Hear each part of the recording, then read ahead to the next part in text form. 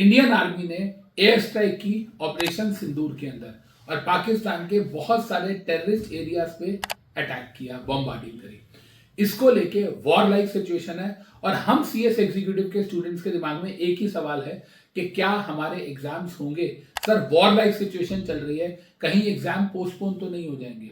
तो बच्चे इस वीडियो में हम करंट सिनेरियो को समझते हैं। सबसे पहली बात तो a big big salute to Indian army, जिन्होंने ये दिखाया कि हम किसी से कम नहीं हैं। एंड मुझे वो सनी देओल का एग्जाम्पल याद आता है, तुम दूध मांगोगे हम खीर देंगे, तुम कश्मीर मांगोगे हम चीर देंगे। वो मूवी का डायलॉग यहाँ बिल्कुल फिट बैठता है कि बॉस आप अगर कुछ करोगे तो हम उसका जवाब बिल्कुल देंगे। एंड इतनी जो लिबर्टी है जो आर्मी को, इंडियन आर्मी को दी गई है पीएम ऑफिस द्वारा, उसके लिए भी भाई साहब salute to PM office. Trust में बच्चे, ये एक ऐसा मुद्दा है जिसके अंदर पूरा इंडिया, चाहे वो ऑपोजिशन हो चाहे वो मल्टीपल पार्टीज हो, सब एक साथ हैं। और यहां पर मैं ओवैसी साहब की तारीफ जरूर करना चाहूंगा, बिकॉज उन्होंने अपने इस सपोर्टिव बिहेवियर से दिखाया कि I am Indian before being a Muslim. तो यस बच्चे, ये हम सबके लिए एक प्राउड मोमेंट है कि पूरा इंडिया एक साथ खड़ा है। एंड जब कल एयर स्ट्राइक हुई, आज सुबह रादर एयर स्ट्राइक हुई, उसमें आपने देखा होगा सोशल मीडिया पे बहुत सारी वीडियोस चल रही हैं जिसमें पाकिस्तान के लोग भी वीडियोस डाल रहे हैं। और तो और पाकिस्तान के कुछ बहुत सारी मस्जिद हैं, जैसे आप पाकिस्तान में इस्लामाबाद की लाल मस्जिद को देखिएगा, उसकी वीडियो है कि अगर इंडिया अटैक करता है, ये 2 मई की वीडियो है, 3 दिन पहले की वीडियो है, 4-5 दिन पहले की। उसमें बोला गया कि अगर इंडिया अटैक करता है तो भी हम पाकिस्तान का साथ नहीं देंगे, इंडिया का देंगे, बिकॉज यहाँ पाकिस्तान आर्मी गलत है। तो मोरल ऑफ द स्टोरी, इसके पूरी कंट्री को, क्या पूरे वर्ल्ड को नजर आ रहा है कि कौन गलत है। बट सवाल यहाँ पर यह आता है कि सर चाहे ये हिंदू मुस्लिम करके हो रहा हो, चाहे ये इंडिया पाक वॉर करके हो रहा हो, लेकिन क्या इससे हमारी स्टूडेंट लाइफ पे कोई इंपैक्ट आएगा? देखो बेटा, करंटली तो वॉर लाइक सिचुएशन है, लेकिन वॉर नहीं है। There is a thin line, आप समझो, वॉर लाइक सिचुएशन है, वॉर नहीं है। आपको भी पता है कि आज शाम को 7 बजे मॉक ड्रिल है, 7 बजे कंप्लीट ब्लैकआउट होने वाला है। वो एक प्रिपरेशन है।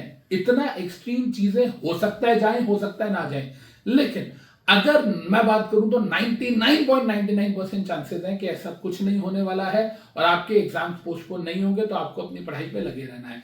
जितनी भी रूमर्स इधर उधर आ रही हैं, आपको उन सबको अवॉइड करना है, डिस्ट्रक्शन से दूर रहना है बच्चों, और आपको आपके पेपर पे फोकस करना है। लेकिन अगर हम बोले सर 0.1% ऐसा चांस होता है, बेटा होगा तो फिर वो सबके लिए होगा।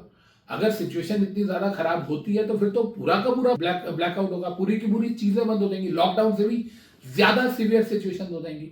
लेकिन वो होगा तो वो पूरे हिंदुस्तान के लिए होगा। It is not only going for the students of CS community ना। तो कहने का मतलब क्या है बच्चे, कि हमारे लिए ये जितनी प्राउड मूवमेंट है इंडियन आर्मी का स्टेप, उतनी हमारे लिए ये फोकस रहने वाली भी मूवमेंट है। हमको ऑपरेशन सिंदूर पे प्राउड है, लेकिन इस प्राइड के अंदर हमको अपनी तैयारी नहीं छोड़नी है बच्चे, क्योंकि हमें नहीं पता कि क्या होने वाला है। और अगर आजकल में वॉर होता भी है तो ट्रस्ट मी, आपके एग्जाम्स अभी 22-23 दिन के बाद, मुझे लगता है 10 दिन में खत्म हो जाएगी चीज, अगर ऐसा कुछ हुआ भी तो। वैसे मैं चाहूंगा कि ऐसा कुछ ना हो, सारी चीजें सेटल हो यार, प्यार से हो, है ना जी। वायलेंस में कुछ भी नहीं रखा है, बट ठीक है, कभी कभी लोग नहीं समझते हैं, पड़ोसी मुल्क के लोग तो करना ही पड़ता है।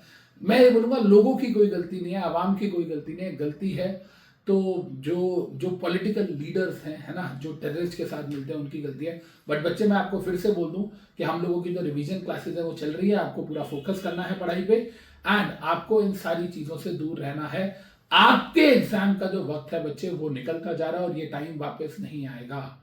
तो सिंपल सी बात है, you have to give your 100%, और जो होगा वो सबके साथ होगा। एग्जाम पोस्टपोन होने की कोई संभावना एज इफ नाउ, जब मैं वीडियो रिकॉर्ड कर रहा हूं, नहीं है बच्चे। तो please please please focus on your exams. आज शाम को 7 बजे हम सब लोगों को बताया कि मॉक ड्रिल है। मॉक ड्रिल का मतलब क्या है? मॉक ड्रिल का मतलब है कि 7 बजे एक अलार्म बजेगा एंड हम लोगों को 7 बजे क्या करना है, 7 o'clock हम सब लोगों को कंप्लीट ब्लैकआउट करना है।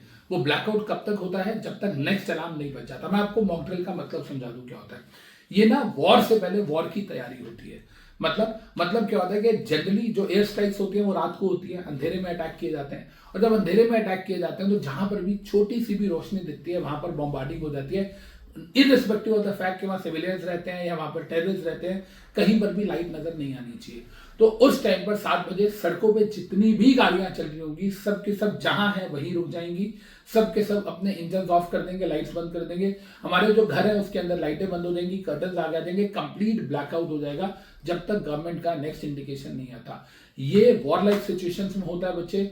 हम लोगों ने इसको बचपन में, मैं 1985 में पैदा हुआ था, लेकिन 1984 में जब चीज़ें खराब हुई थी, जब पाकिस्तान में टेरर हुआ था, उसके अलावा जब सिखिज्म के साथ जेनोसाइड बोलते हैं, या 1984 के जो राइट्स हुए थे, मैं ये बोलूँगा, उन सारे सिचुएशंस में भी सेम सिनेरियोज थे, लेकिन that was an internal disturbance.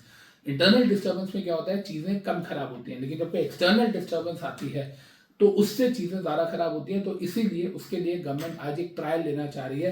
तो शाम को 7 बजे मॉक ड्रिल के लिए आप सब लोग तैयार रहेंगे, अपने अपने घरों में सारी लाइटें वाइटें बंद होंगी। तो ये एक इंपॉर्टेंट चीज़ मैं आपके साथ शेयर करना चाहता था। बाकी Indian army, proud to be Indian, and yes, Hindustan मेरी जान।